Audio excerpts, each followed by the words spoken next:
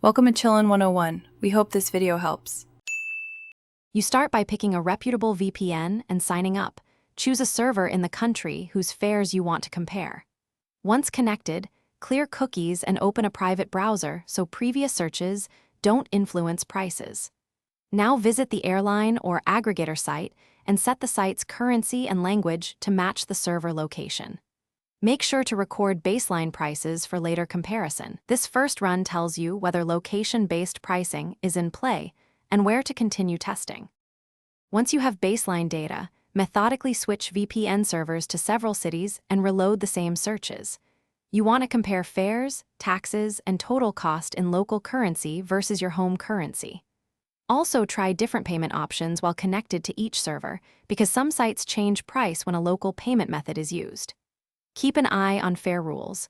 Baggage, seat selection, and refunds often vary by market. This detailed execution reveals the true best booking path. You finish by selecting the lowest total cost option you verified. Reconnect your VPN to that server, confirm the site locale, and use a secure payment method.